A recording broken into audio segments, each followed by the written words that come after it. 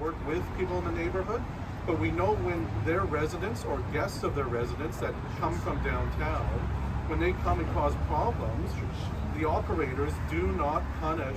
All of you, we represent you. That's why we get into politics, because we want to bring your voices to the BC legislature and to the BC government. I find it totally disgusting that time and time again, the BC NDP and BC Housing just impose whatever project they have on the community. We have to speak out. The election is on the corner. You have to remember to exercise your right to convey your concern and your voices to different political parties. I definitely support our petition and I support the council. Have had to install tens of thousands of dollars in terms of security gates. They've had to pay sometimes $60,000, $70,000, $80,000 a year to hire security. One of our city councilors here in Richmond, Carol Day, said maybe you have to hire more security. If approved by council, the building will provide homes for approximately 90 people.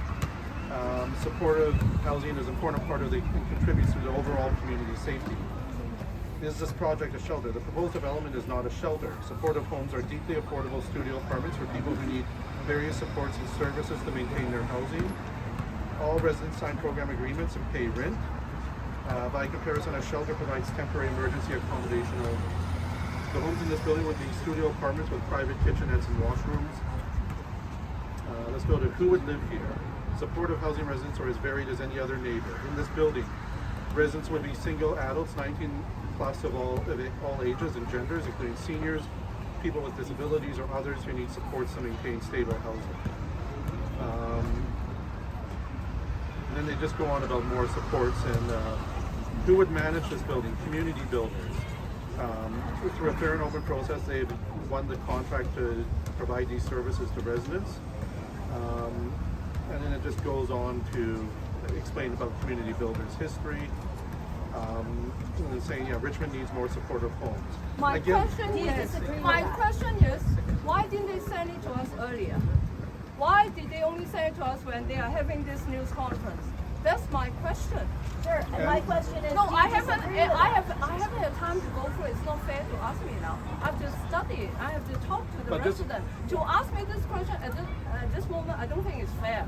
I don't think it's fair to ask me, do I agree with it? I need to study. I don't make up answer for the media because I want to please the media. I need to do some in-depth study and review and talk to all the residents, see how they feel before I express my input.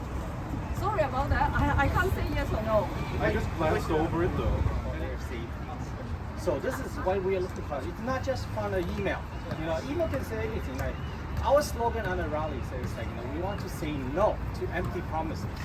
Okay, and we want to say no, to those poor track records, and we want to say no, to those failed policies. Those are the no's that we want to go against.